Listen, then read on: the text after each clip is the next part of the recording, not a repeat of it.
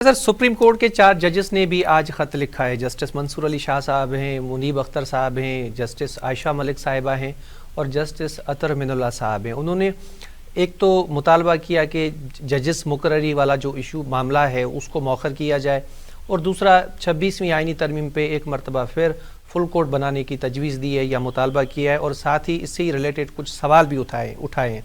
तो ये काफ़ी सालों से हम एक तकसीम देख रहे हैं सुप्रीम कोर्ट में, हाई कोर्ट में। अभी रिसेंटली जो जज साहब अपॉइंट हुए उनके हलफ को लेकर इशू बनाया गया। इस्लामाबाद हाई कोर्ट के जजेस ने चीफ जस्टिस को रिप्रेजेंटेशन अरसाल की। आज फिर ये जो 4 जजेस साहिबान हैं उन्होंने भी अपने ख़त में इस चीज़ का जिक्र किया है। तो ये जो तकसीम पाई जा रही है, दिन ब दिन जो बढ़ती जा रही है, इसका आप अंजाम क्या देख रहे हैं? देखिए, हमें ये जो सुप्रीम कोर्ट का जज होता है वो बड़ा ही वेल रिस्पेक्टेड होता है, उसकी माशरे में बड़ी इज्जत होती है और होनी चाहिए। लेकिन गुज़िश्ता कुछ अरसे से हमने देखा है कि एक दूसरे के खिलाफ खत लिखे जा रहे हैं और वो खत दूसरे मुखालिफ फरीक तक पहुंचने से पहले मीडिया को रिलीज कर दिए जाते हैं। यानी अपने गंदे कपड़े चौक में धो रहे हैं। इससे मतलब कौन हक पे है और कौन बातिल है वो अलहदा बात है, लेकिन इससे सारी सुप्रीम कोर्ट की निज़ाम इंसाफ की सुबकी होती है, लोगों की नजर में उनकी हैसियत वक़्त अहमियत कम होती है। अब आ जाएगी ये 26वीं आईनी तरमीम के।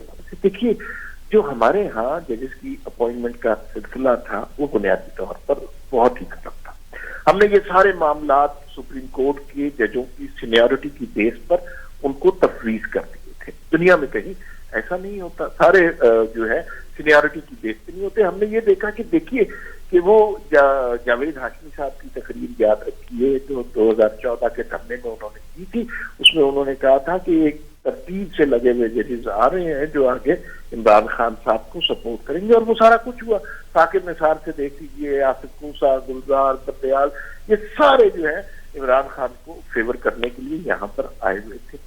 अच्छा, और इन पे मुद्दतों से काम किया गया था, और इनमें कभी कभी होता है कि कोई शौकत अजीज सिद्दीकी जैसा जवां मर्द सामने आता है। तो भाई वो सारा सिलसिला हमने देख लिया। अच्छा, ये पार्लियामान का हक है, सारी दुनिया में ये पार्लियामान का हक है कि पार्लियामान डिसाइड करता है जजों की अपॉइंटमेंट के बारे में। ये उस तरीकेकार पे आप डिस्कस कर लें कि उसमें हुकूमत की कमेटी भी शामिल होगी, उसमें वज़ीर कानून भी शामिल होगा, उसमें अपोजिशन के नुमाइंदे भी शामिल होंगे, तब वो किसी जज की तैनात होंगे। तो मैं तो 26वीं आईनी तरमीम से बहुत खुश हूँ, और उससे मुझे यूं लगता है कि पार्लियामान ने अपना खोया हुआ एक इख्तियार था जो सुप्रीम कोर्ट को दे दिया था, जो जुडिशरी को दे दिया था, वो वापस ले गए। दूसरी बात ये है कि जब मामला सारा 26वीं आईनी तरमीम का है कि फुल कोर्ट बना लें, ये कर लें, अभी नए जजेस आ जाएंगे और फिर वो जो जजेस की तादाद बढ़ जाएगी, 25 हो जाएगी मेरे ख्याल में, तो फिर फुल कोर्ट भी हो जाएगा, वो कोई मसला नहीं है। 26वीं आईनी तरमीम को खत्म करने की जो कोशिश की जा रही है दरूने खाना, उसके लिए जो कोशिश की जा रही है वो कभी भी समर आवर साबित नहीं है।